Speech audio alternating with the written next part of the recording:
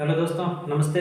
कैसे हो आप सभी? उम्मीद करता हूँ कि आप सब अच्छे होंगे और अपना निरंतर है जो अध्ययन कर रहे होंगे। ठीक है, तो एक बार फिर आपको इस क्लास में स्वागत है। अपन ने जो भू संचलन पढ़ रही थी, इसकी ये तीसरी क्लास है। यदि इसे फर्स्ट टाइम वीडियो देख रहे हो तो इससे पहले आप जो दो क्लास ज़रूर देखें।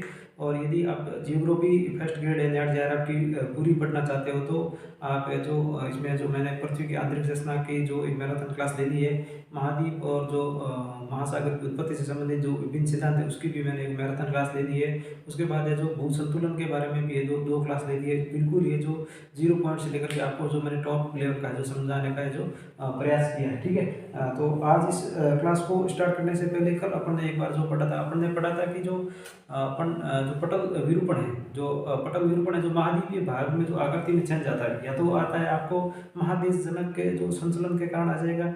ठीक है, एपिरोजेनेटिक, जिसमें अपन ने पढ़ा था कि जो महाद्वीपों के भाग में या तो क्या होगा, या तो उत्थान होगा या अवतरण होगा, या अपन कह सकते हैं निर्गमन या निमंजन होगा। ऐसी जो प्रक्रिया होती है वो अपन कह सकते हैं महादेशी जनक में होती है। उसके बाद है जो अपन ने पर्वत निर्माण कार्य या ओरोजेनिक पढ़ा था, जिसमें क्या होता है, जिसमें या तो अगर जो तनाव होगा तो उसमें क्या हो जाएगा, भ्रंशन, दरार या छटकन जैसी प्रक्रिया होती है। ठीक है, उसके बाद अपन ने पढ़ा था वलन है, जो उसको अपन नेक्स्ट क्लास या संपीड़न के कारण जो प्रक्रिया होती है, वलन है या सवलन क्या है, उसको अपन जो अगली क्लास में पढ़ेंगे। आज इसमें जो अपन ने कल पढ़ा था, जैसे भ्रंश से संबंधित जो शब्दावलियों के बारे में अपन अध्ययन किया था कि भ्रंश में एक चीज में भ्रंश हो जाता है, तो जैसे मैंने आपको जो प्रैक्टिकल के माध्यम से जो समझाने का प्रयास किया था। ठीक है, मैंने आपको प्रैक्टिकल, यदि इसमें तनाव के कारण क्या हो जाएगा, इसमें भ्रंशन हो जाएगा, तो इसमें क्या हो जाएगा, ये इस प्रकार है जो खिंचाव पैदा हो जाएगा। अगर मैंने इसको अपन ने नाम दिया था भ्रंश तल दिया था, ये अगर इसको तल दिया था, तो तल के जो नीचे वाला भाग होता है उसको अपन ने आधार भित्ति नाम दिया था, और जो तली के ऊपर वाला हिस्सा है तो अपन ने ऊपरी भित्ति या हैंगिंग वॉल नाम दिया था। ठीक है,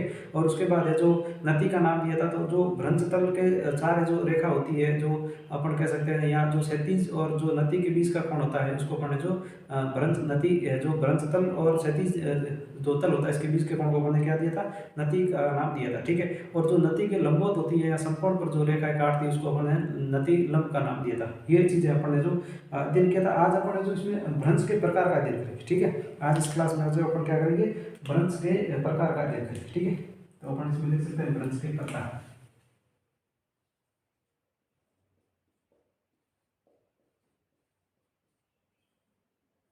देखो, भ्रंश के प्रकार एक बार अपन जो नती के आधार पर देखेंगे। ठीक है, सबसे पहले किस आधार पर देखेंगे, नती के आधार पर जो भ्रंश के प्रकार है उनको कितने भागों में बांटा गया है। यहाँ नती का अर्थ होता है जो अपन कह सकते हैं क्षैतिज तल और जो क्षैतिज तल, और उसके बाद कह सकते हैं जो भ्रंश तल होता है उसके बीच का कोण, क्षैतिज तल और भ्रंश तल के बीच का कोण हो जाएगा, वो क्या हो जाएगा, यदि अपन ये मान लो ये क्षैतिज तल है, ये कौन सी क्षैतिज तल है, और इस प्रकार ये क्या हो जाएगा, ये भ्रंश तल है, तो इसके जो बीच का जो कोण होगा उसको अपन नती कह देता।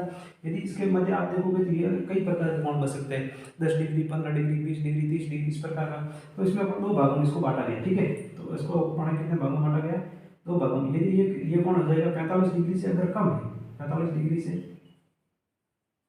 कम है, तो इसको कह सकते हैं अपन निम्न निम्न नति भ्रंश कोण। निम्न नति भ्रंश भ्रंश का कोण हो जाएगा अगर 45 डिग्री से अधिक हो जाएगा, मान लो 45 डिग्री से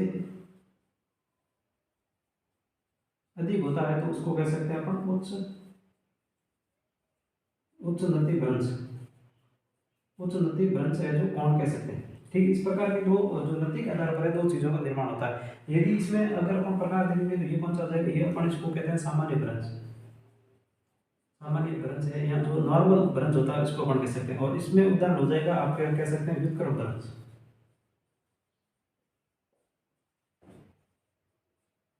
ठीक है, इसमें कौन सा हो जाएगा, व्युत्क्रम भ्रंश हो जाएगा। यदि ये क्लास आप 720 के या 1080 की क्वालिटी के साथ देखोगे तो उसमें जो आपको मैं कोशिश करूंगा कि बड़े लिख आकर शब्द यहाँ जो लाइनें, फिर भी आप कोशिश करना आप देखोगे 720 की क्वालिटी के साथ, तो ये चीज़ आपको स्पष्ट रूप से दिख जाएगी। तो इसमें अपन इसमें क्या क्वेश्चन बन सकता है, तो मान लीजिए कि सामान्य भ्रंश का है जो कोण लगभग कितनी डिग्री का हो सकता है, तो वो क्या हो जाएगा, 45 डिग्री से जो अधिक होगा। ठीक है, और उसके बाद अगर 45 डिग्री से कम होगा तो क्या हो जाएगा, व्युत्क्रम भ्रंश हो जाएगा। इन दो चीज़ों को तो आप जरूर याद रखोगे।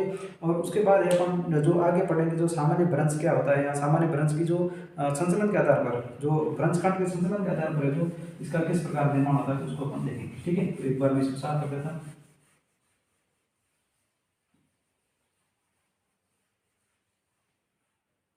भ्रंश के संचलन के आधार पर,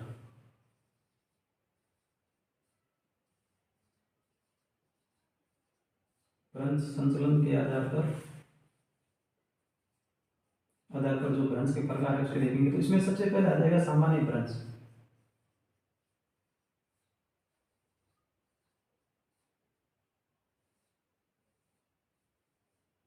ये क्या हो जाएगा, ये सामान्य भ्रंश या इसको अपन नॉर्मल फॉल्ट भी कह सकते हैं, ठीक है। नॉर्मल फॉल्ट है, देखो कोई भी चीज़ को अपन एक बार प्रैक्टिकल के तौर पर आप चीज़ों को याद रखोगे तो वो चीज़ें और भी जो लंबे टाइम पीरियड तक यहाँ जो चीज़ें हैं जो कंठस्थ याद रहती है।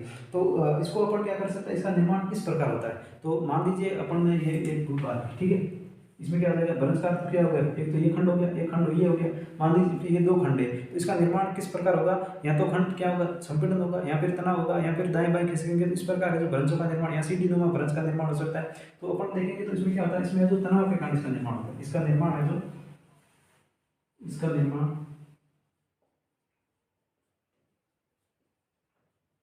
इसका जो निर्माण है तनाव के कारण होता है,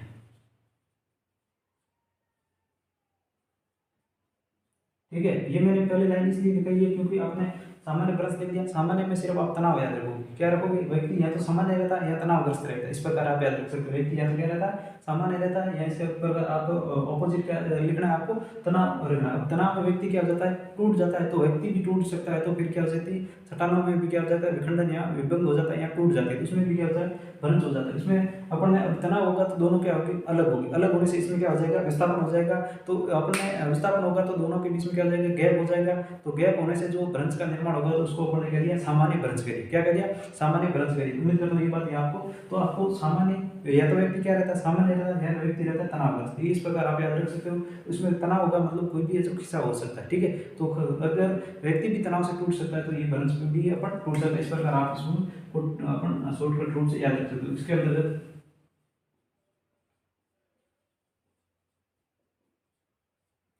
कह सकते हैं कि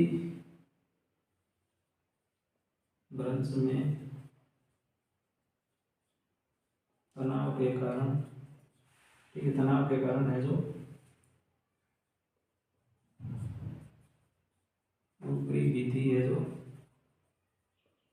आधार भित्ति की तुलना में, आधार भित्ति की तुलना में नीचे की ओर और जो विस्थापित हो जाती है, विस्थापित हो जाती है। तो इसमें किसका निर्माण हो जाएगा, तो अपन कह सकते हैं, अपन ने जैसे इसका मैं आपको डायग्राम बना के दिखाऊं, तो ये अपन मान लो ये अपन ने कोई भी सटा ले लिए, इसमें इस प्रकार का क्या हो गया, अगर तनाव एक बल इस ओर लगा, एक बल इस ओर लगा, और इसमें क्या हो गया, विखंडन हो गया, ठीक है। इसमें क्या हो गया, विखंडन हो गया, ठीक है। अपन में इसको अपन है जो माइनस के चिन्ह के द्वारा है जो डैश डैश दर्शा सकते हैं, और इसको जो प्लस प्लस एक बार आपको डिटेल से समझाने के लिए, ठीक है। तो इसमें अगर क्या होगा, इसमें जो तनाव बल लगा, अगर तनाव बल लगने से इसमें क्या हो गया, विभंजन हो गया, ठीक है।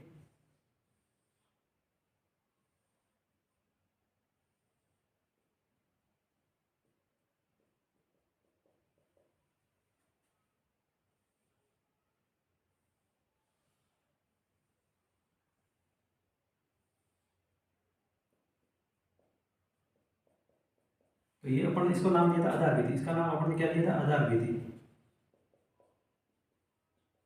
आधार विधि क्यों दिया था, ये अपन ने क्या था, विधि तल, यहाँ अपन भ्रंश तल, सॉरी इसका नाम क्या है, भ्रंश तल। तो ये भ्रंश तल के नीचे वाला भाग है, इसको अपन ने आधार विधि दिया था, और इसका नाम अपन ने क्या दिया था, इसका अपन ने ऊपरी विधि, ठीक है, ऊपरी भित्ति या हैंगिंग वॉल नाम दिया था। तो ये क्या हो जाएगा, ये जो उसके भित्ति के ऊपर वाला भाग है, ठीक है, ये ऊपर वाला भाग हो गया। तो इसको जो अपन ने क्या नाम देते हैं, ऊपरी भित्ति नाम दे दिया। तो इसमें क्या हो गया, अपन ने क्या लिखा अपनी भाषा में, तो इसके अंतर्गत है जो तनाव के कारण क्या होता है, जो ऊपरी भित्ति है, ऊपरी भित्ति है जो आधार भित्ति की तुलना में क्या हो जाती है, नीचे की ओर है जो विस्थापन हो जाती है, किस बल के कारण, गुरुत्व बल के कारण, गुरुत्व बल के कारण, गुरुत्व बल के कारण क्या हो जाता है, विस्थापन हो जाता है। तो इसमें अपन कह सकते हैं कि जो अपन अगर ये देखेंगे, ये क्या हो गया, अगर ये क्या है, 37 तल, तो 37 तल और यहाँ का जो कोण बनेगा वो क्या हो जाएगा, 45 डिग्री है जो से अधिक होगा, 45 डिग्री से क्या होगा, अधिक होगा। तो इसमें अपन कह सकते हैं ये उच्च नदी भ्रंश है, अपन कह सकते हैं यह उच्च नदी नदी भ्रंश है। ठीक है, ये किस प्रकार का भ्रंश है? और इसमें कह सकते हैं कि जो खड़े ढाल वाले अपन ने कहा था जो निर्माण होता है, तो अपन कह सकते हैं इसमें जो बड़े कगार का, इसमें कह सकते हैं इसके अंदर जो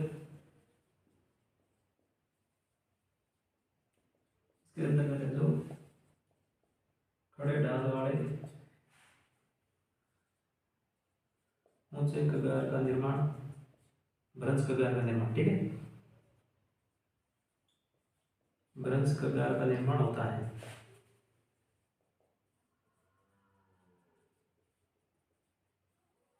तो ये भी क्वेश्चन बन सकता है कि किस कगार में जो खड़े ढाल वाले, या जो इसमें ये कगार है जो कई किलोमीटर तक हो सकते हैं, कई कई किलोमीटर लंबे हो सकते हैं। ये कई किलोमीटर लंबे हो सकते हैं, परंतु फिर भी इसमें क्या हो सकता है, इसकी जो लंबाई को एग्जैक्ट नहीं नापा जा सकता। नहीं नापने का कारण क्या है? क्योंकि इसमें बाद में भी जो वायु के द्वारा या फिर जो जल के द्वारा क्या होता है, इसमें अपरदन होता रहता है। ठीक है, तो इसको जो मापना संभव नहीं है, परंतु इसकी जो लंबाई होती है कई किलोमीटर तक लंबाई होती है। तो ये अगर पहले जगह ये थी, ठीक है, तो इसमें क्या हुआ, विस्थापन हुआ, तो ये जगह क्या आ गई, ये जो डैश वाले चिन्ह है या माइनस वाले चिन्ह क्या आ गए, विस्थापन होकर के नीचे की ओर जो आगे। तो इसको अगर ये डायग्राम के माध्यम से आप याद रखोगे, जैसे मैंने आपको एक प्रैक्टिकल बात समझाने का प्रयास करता, ठीक है, ये रह गया। इसमें क्या हो गया, तनाव हो गया, तो ये क्या हो गया, नीचे की ओर जो विस्थापित होगी। ये क्या हो गया, नीचे की ओर विस्थापित हो गया, तो ये अपन कह सकते हैं आधार विधि है। और ये क्या है, ऊपरी विधि है जो नीचे की ओर जो विस्थापित हो गई। ये कौन सा भ्रंश है, ये सामान्य भ्रंश है। और इसके अंतर्गत ये किस प्रकार का, उच्च नति कोण का भ्रंश है। ठीक है, ये कैसा है, उच्च नति भ्रंश का है। इसके अंतर्गत एक लाइन और याद रखोगे, इसकी जो लंबाई है जो मूल लंबाई से अधिक हो जाती है। इस भ्रंश में सामान्य भ्रंश की लंबाई, इसको अंदर एक स्टेटमेंट याद रखोगे, सामान्य भ्रंश की लंबाई, लंबाई मूल लंबाई से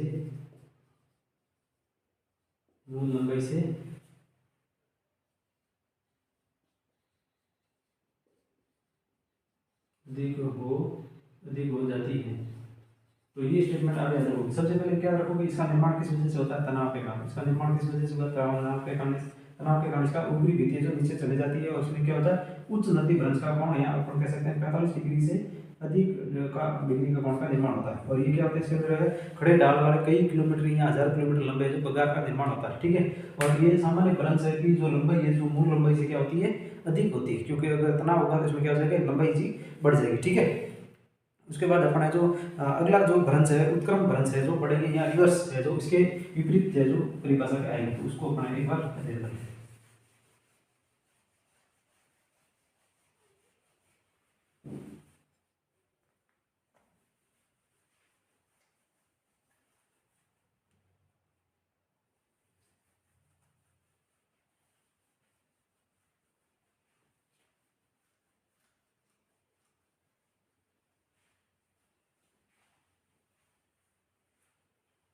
इसका पहला प्रकार है, हम देखेंगे विक्रम भ्रंश। ठीक है, दूसरा प्रकार कौन सा हो जाएगा,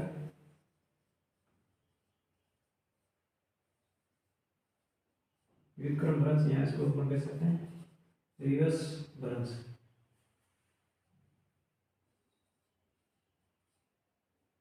इसका निर्माण किस काम होता है, अपन ने उसमें याद रखा था सामान्य तनाव, सामान्य तनाव। इसमें क्या करना है, विक्रम भ्रंश का याद रखना, संपीड़न। विक्रम में क्या हो सकता है, संपीड़न हो सकता है। ठीक है, इसका निर्माण है जो संपीड़न के कारण होता है। इसमें कह सकते हैं कि इसके अंतर्गत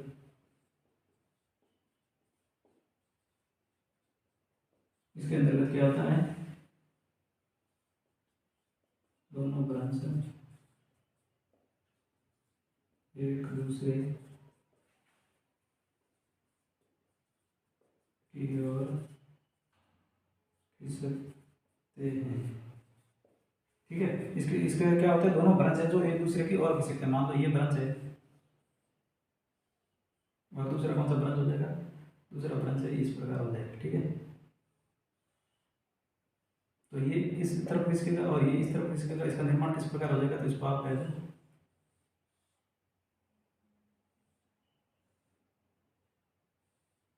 इसके ऊपर की ओर है जो विस्थापित हो जाएगा। ये क्या हो जाएगा, तो इसका अर्थात कह सकते हैं ऊपरी भित्ति, ऊपरी भित्ति है आधार भित्ति के ऊपर की ओर विस्थापित हो जाती है, विस्थापित हो जाती है। इसमें क्या हो जाएगा, ये देखो ये क्या थी, ये अपन ने क्या किया आधार भित्ति थी, ठीक है, और ये क्या अपनी ऊपरी भित्ति हुई थी, इसके क्या अपनी ऊपर की ओर जो विस्थापित हो गई, तो इसमें कह सकते हैं ये जो निम्न नति का भ्रंश है, ये निम्न नति का भ्रंश है, ठीक है। इसमें जो कोण हो जाएगा वो कितना हो जाएगा, वो है जो 45 डिग्री से है जो कम हो जाएगा। इसमें भ्रंश का कोण है जो क्या हो जाएगा, इसकी लंबाई है जो मूल लंबाई से कम हो जाएगी, इस भ्रंश की लंबाई है जो, इस भ्रंश की लंबाई है जो लंबाई मूल लंबाई से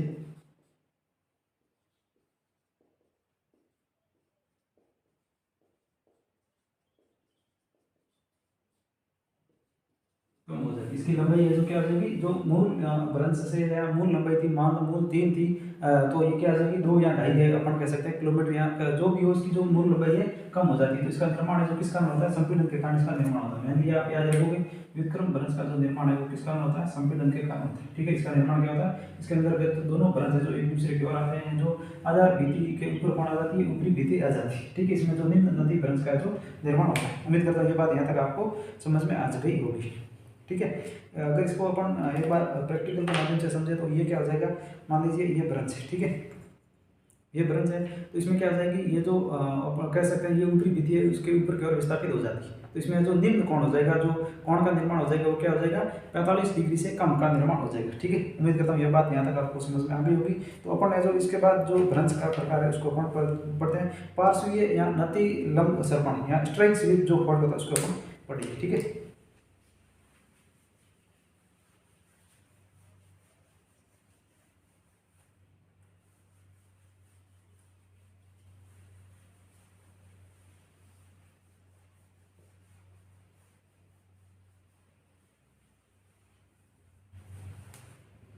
इसका अगला कौन प्रकार देखते हैं, तीसरा कौन सा प्रकार हो जाएगा, तीसरा प्रकार हो जाएगा पार्श्वीय या नति लंब सर्पण भ्रंश, ये इसको कह सकते हैं strike slip fold. Strike slip fold क्या होता है, इसमें इसके अंदर क्या हो जाएगा, जो क्षैतिज जो संचलन होगा या क्षैतिज जो दिशा के अंतर्गत,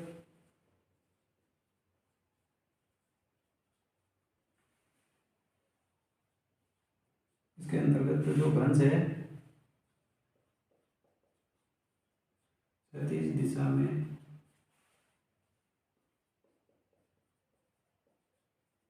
संचलन के कारण, क्षैतिज दिशा में संचलन के कारण उनकी गति क्षैतिज हो जाती है, गति अर्थात ये भ्रंश दाएं बाएं विस्थापन हो जाता है। इसके अंदर क्या हो जाएगा, भ्रंश का जो विस्थापन है जो क्या हो जाएगा, दाएं या बाएं विस्थापन हो जाएगा। मान लीजिए ये एक भ्रंश है और दूसरा ये भ्रंश है, तो इसमें ये तो इस प्रकार ऊपर की ओर जाएगा, ये जो नीचे की ओर जो भ्रंश रह जाएगा, तो ये इस प्रकार आ जाएगा और ये जो इस प्रकार है जो भ्रंश का निर्माण हो जाएगा, ठीक है। उम्मीद करता हूं ये बात यहाँ तक आपको समझ में आ गई होगी। तो इसमें क्या हो जाएगा, या तो भ्रंश क्या हो जाएगा, या तो दाएं या बाएं, या अपन कह सकते हैं क्षैतिज दिशा में, इसकी जो गति कैसे होगी, क्षैतिज दिशा में। पहले का क्या था, पहले में तनाव था, कौन सा, सामान्य तनाव, उसके बाद दूसरा अपन ने पढ़ा था व्युत्क्रम में संपीड़न, और इसमें क्या होता है पार्श्व या जो नति लंब सर्पण भ्रंश, इसमें अपन कह सकते हैं कि इसके अंदर जो भ्रंश की दिशा है जो क्षैतिज दिशा में या क्षैतिज संचलन के कारण इसका निर्माण होता है। अगर इसकी जो दाईं ओर विस्थापित होता है, इसमें दो प्रकार का हो जाएगा, अगर एक तो किसकी ओर हो जाएगा, बाईं ओर विस्थापन हो जाएगा, या इसको दाईं ओर विस्थापन हो जाता है, ठीक है। अगर उसमें दाईं ओर विस्थापन होता है तो इसको अपन कहते हैं सिमेट्रिक भ्रंश, इसको अपन कह सकते हैं सिनिस्ट्रल भ्रंश कह सकते हैं, ठीक है। अगर ये दाईं ओर विस्थापित होता है तो उसको अपन क्या कह सकते हैं, इसको है डेक्स्ट्रल भ्रंश कह सकते हैं। ये आपको याद क्या रखना है कि सिनिस्ट्रल भ्रंश क्या होता है या डेक्स्ट्रल भ्रंश क्या होता है। तो कई बार इसमें नाम दे दिया कि सिनिस्ट्रल भ्रंश है या डेक्स्ट्रल भ्रंश है, किसके प्रकार है, ये किसके भाग है, सामान्य भ्रंश के, व्युत्क्रम भ्रंश के, या फिर पार्श्वीय नति लंब के सर्पण के, या फिर अपन कह सकते हैं सोपानी भ्रंश के। तो आप याद देखोगे इसमें क्या हो जाएगा, ये जो पार्श्वीय भ्रंश या नति लंब भ्रंश के इसके प्रकार है। तो इसलिए इन दोनों नामों को आप याद रखोगे। अगर इसको मैं आपको फिर अपन प्रैक्टिकल के माध्यम से समझे तो ये क्या हो जाएगा, ये इस प्रकार, ठीक है। इसमें जो एक तो इस तरफ बल लगेगा और दूसरा इसके विपरीत है जो बल लगेगा, और ये दोनों एक दूसरे के क्या हो जाएंगे, विस्थापन हो जाएगा, ठीक है। उम्मीद करता हूँ ये इसमें क्या हो जाएगी, क्षैतिज गति हो जाएगी, ठीक है। यहाँ तक उम्मीद करता हूँ ये बात आपको समझ में आ गई होगी, ठीक है। अब अपन जो इसका अगला प्रकार है जो सोपानी भ्रंश के बारे में अध्ययन करते हैं।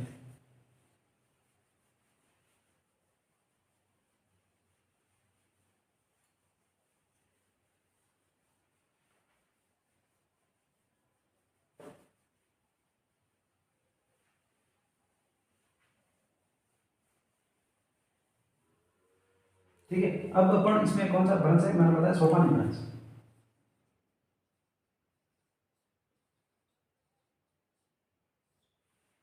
इसके अंदर क्या था, जो भ्रंश है अत्योक्षिक चट्टान या नीचे की ओर जो विस्थापित होते जाती है, इसमें जो इस भ्रंश का निर्माण या इसके अंतर्गत अंतर्गत कह सकते हैं चट्टाने, ये लाइट एक डिस्कनेक्ट होगी, लाइट आने के बाद अपन इस क्लास को कंटिन्यू करें।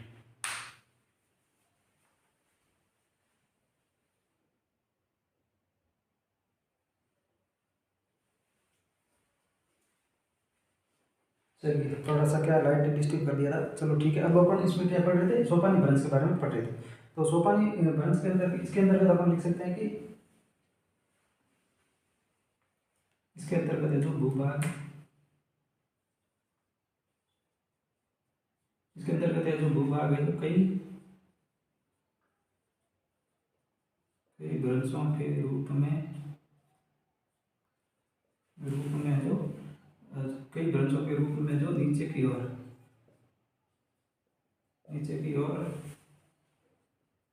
एक ही दिशा में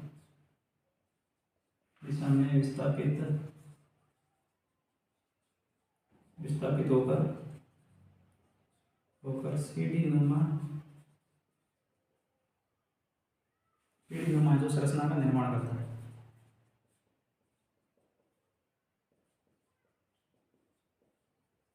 संरचना का क्या करता है, निर्माण करता है। तो इसके अंतर्गत क्या होगा, इसके अंतर्गत है जो एक ही दिशा में होंगे, इसको आप मैंने याद रखोगे, जो कई भ्रंशों में टूट जाएगा और क्या हो जाएगा, एक ही सीढ़ी नुमा है या एक नीचे की ओर विस्थापित होगा और एक ही दिशा में। मैन पॉइंट इसमें क्या पकड़ने जैसा, जैसे इस प्रकार है जो निर्माण होगा, ये नीचे धस गया वापस, इसमें ये इस प्रकार है जो सीढ़ी नुमा नीचे की ओर विस्थापित हो रहा है और क्या हो रहा है, एक ही दिशा में हो रहा है। तो ये आप जो सोपानी भ्रंश के अंतर्गत याद रखोगे, ठीक है। उम्मीद करता हूँ यहाँ तक ये बात आपको समझ में आ गई होगी, ठीक है। अब अपन जो आगे की ओर है जो इसमें चलते हैं, ठीक है। अब अपन समझेंगे जो भ्रंश से निर्मित स्थलाकृतियां हैं जो द्वितीय या तृतीय श्रेणी में जो होता है, तो उसको अपन जो पढ़ेंगे, ठीक है। यहाँ अपन कह सकते हैं कि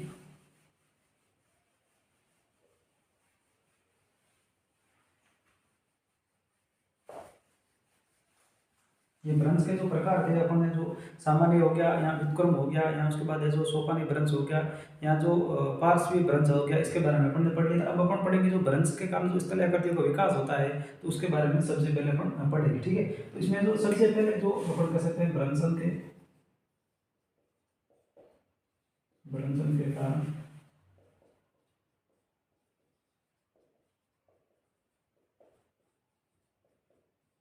स्थलाकृतियों का विकास, इसके अंतर्गत कौन सी स्थलाकृति, द्वितीय या तृतीय श्रेणी की स्थलाकृति आएगी, या तो कोई गहरी खाई आएगी या फिर कोई पर्वत का निर्माण होगा। इस प्रकार की जो इनका जो क्या होता है, इसके अंदर जो विकास होता है। जैसे आपने जो गारबेन का नाम सुना होगा, यहाँ जो हॉरस्ट हो गया, यहाँ ब्लैक जो पर्वत हो गया, यहाँ रिफ्ट है, यहाँ राइन घाटी होगी, रिफ्ट घाटी होगी, इस प्रकार के जो इसमें अपन जो पढ़ेंगे। सबसे पहले इसके अंतर्गत है जो अपन पढ़ेंगे गारबेन के बारे में, ठीक है। गार्बन के अंतर्गत पढ़ेंगे, ठीक है। ये गार्बन मैनली क्या है, अपन कह सकते हैं ये जो अपन गार्बन है जो जर्मन भाषा का शब्द है, ये है जर्मन भाषा का शब्द है। इसका अर्थ है लंबी और संकीर्ण संकीर्ण द्रोणी, जिसका अर्थ क्या हो जाएगा, अपन गार्बेन को अपन अपनी भाषा में जो रिक्त घाटी कहते हैं वही होता है, परंतु रिक्त और घाटी में मामूली से अंतर है कि दोनों के अंदर क्या होता है, लंबाई में जो फर्क होता है, दोनों में क्या हो जाएगा, लंबाई के अंदर है जो क्या हो जाएगा, फर्क हो जाएगा। इसके अंदर कैसे कहते हैं, जब दो सामान्य भ्रंश, जब दो सामान्य भ्रंशों के बीच का भाग जो नीचे की ओर, यहाँ अधोमुखी यहाँ पर कह सकते हैं नीचे की ओर है जो विस्थापित होता है,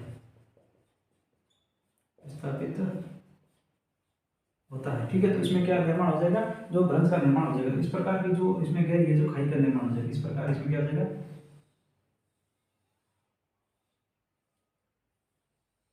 अपन कह सकते हैं ये क्या हो जाएगी, ये जो द्रोणी या पतली या लंबी संकरी जो खाई का निर्माण है जो इसके अंदर हो जाएगा, ये भाग क्या हो जाएगा, ये भाग जो ऊपर उठा हुआ रहेगा और नीचे भाग, ये जो बीच वाला जो भाग क्या हो जाएगा, इसके नीचे की ओर जो धंस जाएगा, ठीक है। तो इसमें अपन कह सकते हैं इसकी जो लंबाई है जो रिक्त घाटी की तुलना में कम होती है, इसकी लंबाई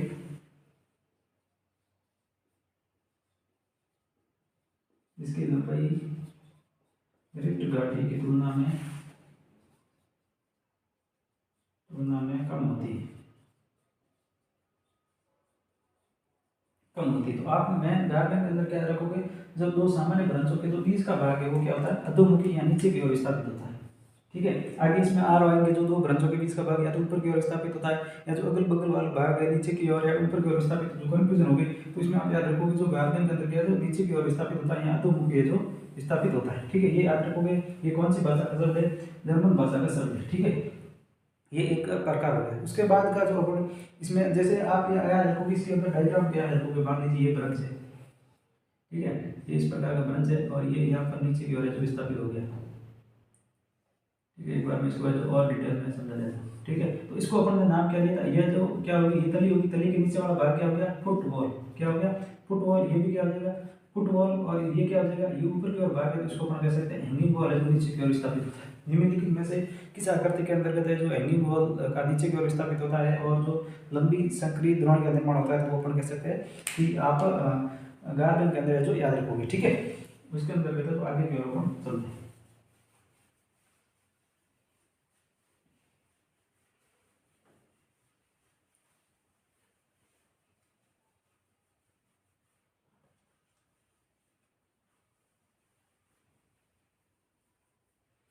देखो अब अपन जो रिक्त घाटी के अंदर रिक्त घाटी का पढ़ेंगे, ठीक है।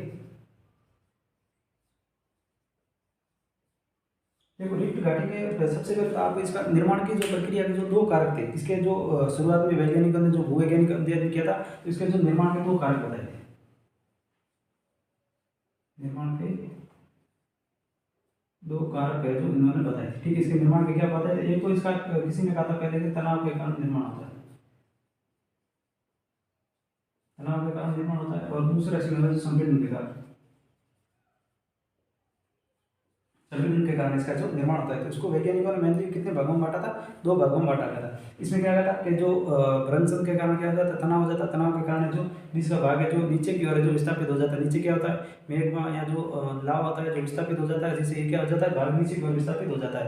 परंतु इसको बाद में जो वैज्ञानिकों ने इसकी जो परिकल्पना आ गई थी, इसको जो नकार दिया, ये क्या आपको ये गलत साबित होगी, तो आपको इसका याद नहीं रखना है, ठीक है। आप लोगों को इसका याद रखना संपीड़न का। तो संपीड़न के जो पक्ष में जो वैज्ञानिक थे उसको आप नाम याद रखोगे, एक तो थे वेलेंट नाम के वैज्ञानिक थे, दूसरे इसमें जो बेली बिलस का नाम याद रखोगे, दूसरा इसमें वारेन डी स्मिथ, ठीक है, वारेन डी स्मिथ का नाम याद रखोगे, एक का नाम है जो गिलार्ड। तो आपको सुमिलित इसका कोई फिक्स वैज्ञानिक नहीं पड़ा है, ठीक है। इसका आप याद रखोगे संपीड़ित के कारण, जो एक तो वेलेंट का नाम याद रखोगे, एक बेली बिलस का नाम याद रखोगे, या वारेन डी स्मिथ का याद रखोगे, या जो बिलार्ड का नाम याद रखोगे, ठीक है। तो इसमें जो उन्होंने जो 1933-34 में इसमें जो पूरी परिकल्पना में संशोधित किया था, 1933-34 में जो संशोधन करके इस परिकल्पना को दिया था। इसमें उन्होंने क्या बात बताई थी, मैं आपको जो थोड़ा डिटेल में इस परिकल्पना को दिया था। ठीक है। इन्होंने क्या बताया था, ये मान लो कोई भी ग्रुप आ गया, इसमें एक तरफ इस तरफ भी क्या हो रहा है, कंप्रेस हो रहा है, और इस तरफ पे जो कंप्रेस हो रहा है, दोनों कंप्रेस हो रहा है। अगर आप कंप्रेस करोगे तो ये मान लो पहले यहाँ से टूटेगी, ये इस प्रकार इसमें क्या हो जाएगा, भ्रंशन आ जाएगा। ठीक है। ये भ्रंशन आने के बाद में क्या हो जाएगा, और इसमें कंप्रेस करोगे तो ये ऊपर की ओर विस्थापित हो जाएगी, ये इस प्रकार है जो ऊपर की ओर है जो विस्थापित हो जाएगी। ठीक है। ये जो भाग अलग हो जाएगा, अलग होने के बाद क्या हो जाएगा, ऊपर की ओर है जो विस्थापित हो जाएगी। और इसमें ज़्यादा कंप्रेस करोगे तो फिर क्या हो जाएगा, इसमें यहाँ से विस्थापन हो जाएगा, ये यहाँ से जो टूट जाएगी। फिर इसमें ज़्यादा और कंप्रेस करोगे तो ये इस प्रकार है जो विस्थापित हो जाएगी। इस प्रकार अगर विस्थापित हो जाएगी, और इसमें जो ये बीच वाला भाग है ये क्या रहेगा, ये स्थिर रहेगा, और ये जो ऊपर की ओर विस्थापित होकर के क्या हो जाएगा, लंबी जो संकीर्ण है, जो द्रोणी का निर्माण है, कई हजारों किलोमीटर जो घाटी का निर्माण हो जाता है। ये जो लिफ्ट घाटी के निर्माण के दो कारक बताए थे, किसने कारण बताए थे, दो कारक बताए थे। ठीक है। उम्मीद करता हूँ ये बात यहाँ तक आपको जो समझ में आ गई होगी। ठीक है। तो इसमें अंतर्गत अपन जो लिफ्ट घाटी के जो परिभाषा को आगे की ओर, परंतु इसमें और भी अभी रिफ्ट घाटी के बारे में वैज्ञानिकों ने जो एक निष्कर्ष पर नहीं पहुंचा है कि इसका निर्माण किस वजह से होता है। ठीक है। इसका कोई भी ऑथेंटिक अभी तक सोर्स नहीं है कि फिक्स के जो रिफ्ट घाटी का निर्माण है संपीड़न के कारण है या जो तनाव के कारण है, तो उसका संपीड़न माना है, परंतु ये पूरा जो तथ्य है जो सही नहीं है। ठीक है। तो इसमें और भी जो अध्ययन की आवश्यकता है, ऐसा वैज्ञानिकों का कहना है। इसमें अपन कह सकते हैं कि जो दो भ्रंश है, दो भ्रंशों के बीच से जो बीच का भाग है जो नीचे की ओर विस्थापित हो जाता है, तो इसमें क्या हो जाएगा, घाटी का निर्माण हो जाएगा। तो इसके अंतर्गत है जो, इसके अंतर्गत दो भ्रंशों के बीच का भाग भाग कई किलोमीटर, ठीक है, किलोमीटर तक नीचे की ओर है जो, नीचे की ओर है विस्थापित हो जाता है, विस्थापित हो जाता है। तो इससे क्या निर्माण होगा, रिफ्ट घाटी का निर्माण हो जाएगा। तो इसमें भी क्या है, वो अपन अभी जो गार्बेन की पट्टी थी उसमें भी क्या हो रहा था, बीच का भाग है जो कई किलोमीटर जो नीचे की ओर विस्थापित हो रहा था, इसमें क्या इसकी लंबाई ज़्यादा है, गार्बेन की तुलना में इसकी क्या है, लंबाई है जो ज़्यादा है। तो इसको अपन आप याद रख सकते हो, राइन नदी घाटी, जो इसका उदाहरण आप याद रखोगे, राइन नदी घाटी, राइन नदी है जो घाटी, इसका है जो आप एग्जाम्पल याद रखोगे। ठीक है। अगर ये इसकी लंबाई देखोगे तो वो 330 किलोमीटर लंबी, और चौड़ाई देखोगे तो 32 किलोमीटर जो लंबी है। तो ये क्या होती है, ये कई किलोमीटर लंबी होती है, और जो इसका भाग है जो नीचे की ओर है या अधोमुखी है जो विस्थापन हो जाता है। तो इससे क्या होता है, रिफ्ट घाटी का निर्माण होता है। अगला अपन जो रैंप के बारे में पढ़ेंगे। ठीक है। तो इसके रैंप जो घाटी है उसके बारे में पढ़ेंगे,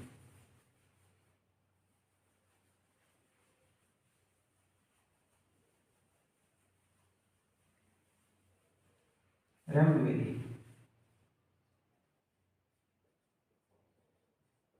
इसके अंतर्गत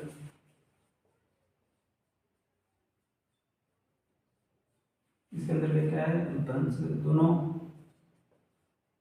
दोनों और के भ्रंश, दोनों और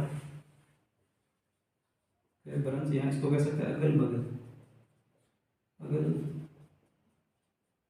बगल के भ्रंश। अगल बगल के भ्रंश में क्या हो जाएगा, वो ऊपर की ओर विस्थापित हो जाता है। इसमें जो साइड वाले दोनों भ्रंश है वो ऊपर की ओर विस्थापित हो जाएगा, और बीच वाला भाग है जो स्थिर रहेगा। तो दोनों भ्रंश है जो अगल बगल के ऊपर की ओर विस्थापित होते हैं, ऊपर की ओर है जो विस्थापित होते हैं, तथा तथा बीच का भाग है जो स्थिर रहता है, बीच का भाग क्या है, स्थिर रहता है। तो इसका आप एग्जाम्पल याद रखोगे, तो असम में जो ब्रह्मपुत्र नदी घाटी है, इसको अपने जो रैंप वैली का नाम देते हैं, जो असम के अंदर है, असम के अंदर है जो अपन कह सकते हैं कि ब्रह्मपुत्र नदी, ब्रह्मपुत्र नदी घाटी, घाटी का नाम आप है जो याद रखोगे। तो ये क्या हो जाएगा, ये जो रैंप वैली का आप याद रखोगे। ठीक है। उसके बाद अपन है जो अगला इसमें पढ़ेंगे जो ब्लॉक पर्वत क्या होता है। ठीक है। ब्लॉक पर्वत के बारे में जो अपन पढ़ेंगे। ठीक है।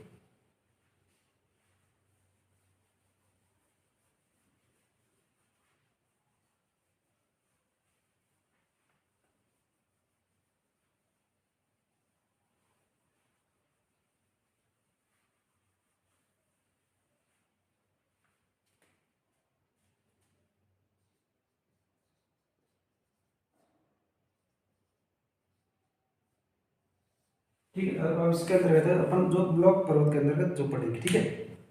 इसके अंदर क्या करेंगे, जो बीच वाला भाग है वो जो स्थिर रहेगा और जो साइड वाले भाग है वो क्या हो जाएंगे, नीचे की ओर है जो धसक जाएंगे। इसके अंदर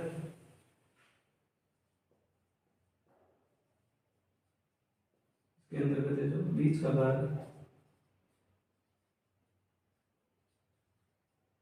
स्थिर रहता है तथा तथा अगल अगल बगल का भाग नीचे की ओर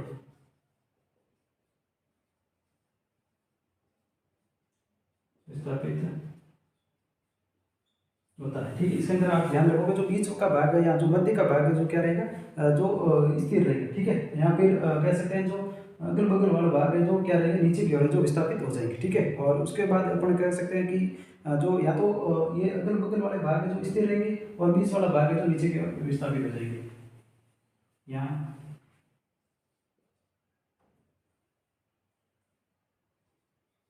तो इसमें तो क्या रख सकते हैं कि जो अगल बगल वाले भाग है इसमें क्या रहेंगे, स्थिर रहेंगे। यहाँ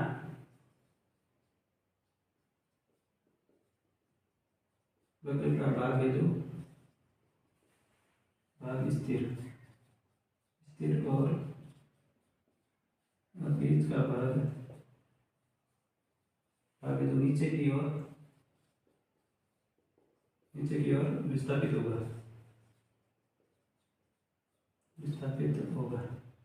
ठीक है, ये आप इसमें याद रखोगे। इसको मैं आपको ट्रिक के माध्यम से एक बार याद करूंगा कि एक हॉरस्ट पर्वत और जो ब्लॉक पर्वत है इसके अंदर है जो क्या अंतर है। ठीक है, अगर इसके अंदर डायग्राम है तो ये अगर ये एक तरफ है नर्मदा घाटी और दूसरी तरफ क्या है, इसमें जो ताप्ती घाटी और बीच में जो सतपुड़ा पर्वत है, बुढ़ा पर्वत जो ब्लॉक पर्वत का उदाहरण है। तो ये क्या हो गया, ये जो अपन देखते हैं पहले के अंदर क्या रहा था, बीच का भाग है जो स्थिर रहेगा। ठीक है, इसके अंदर पहले के अंदर क्या पड़ रहा, बीच का भाग है जो क्या रहेगा, स्थिर रहेगा और अगल बगल भाग क्या हो रहा है, नीचे की ओर जो विस्थापित हो रहा है। तो ये भी क्या हो रहा है, नीचे की ओर विस्थापित हो रहा है और ये भी क्या है, नीचे की ओर जो विस्थापित हो रहा है। तो ये किसका उदाहरण है, ये एक ब्लॉक पर्वत है। ये क्या है, ये ब्लॉक पर्वत का उदाहरण है। या इसमें कह सकते हैं कि अगल बगल वाला भाग क्या रहता है, स्थिर रहता है। ठीक है, इसके अंतर्गत आप याद रखोगे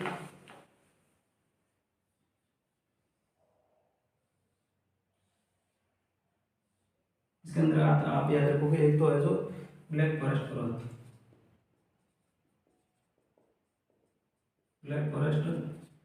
पर्वत और एक इसमें है जो वासेज पर्वत आप याद रखोगे। और इसमें जो राइन नदी घाटी, इसको है जो राइन नदी घाटी। तो ये क्या होगी, ये नीचे की ओर विस्थापित होगी और ये क्या रहा था, ये रहा था स्थिर, ये भी स्थिर रहा था और ये भी क्या रहा था, स्थिर रहा था। तो ये आप जो याद रखोगे। इसमें क्या हो रहा है, कोई भी या तो साइड वाला हो या बीच वाला भाग हो, क्या हो रहा है, नीचे की ओर विस्थापित हो रहा है। क्या हो रहा है, नीचे की ओर है जो विस्थापित हो रहा है। ठीक है, और दूसरा इसमें जो पर्वत है जो अपन करेंगे हॉरस्ट पर्वत। ठीक है,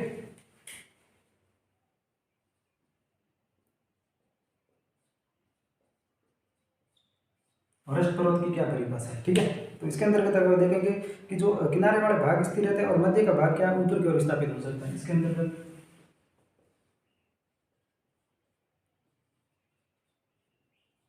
अंतर्गत है जो अगल बगल के भाग स्थिर रहते हैं तथा बीच का भाग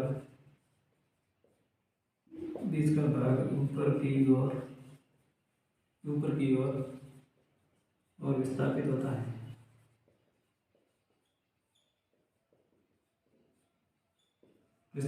ठीक है, तो इसके अंदर क्या आ जाएगा, जो अगल बगल वाले भाग है जो स्थिर रहते हैं, इस प्रकार है जो बगल वाला ये भाग और ये जो बीच वाला भाग है जो क्या हो जाएगा, ऊपर की ओर जो विस्थापित हो जाएगा। और इस प्रकार है ये क्या रह जाएगा, ये तो है जो स्थिर रह जाएगा, ये क्या आ जाएगा, ऊपर की ओर जो विस्थापित हो जाएगा,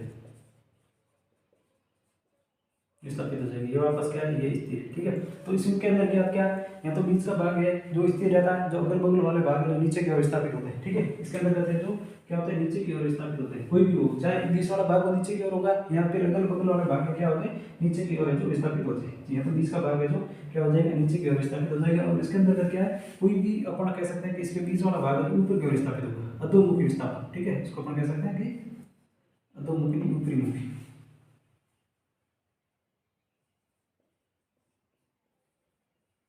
ऊपरी मुखी है जो विस्थापन होगा। तो ये चीज़ आप इसके अंतर्गत जो याद रखोगे, ठीक है। इसके अंतर्गत जो अपन कह सकते हैं कि ये इसमें क्या हो जाएगा, और प्रभाव का निर्माण हो जाएगा,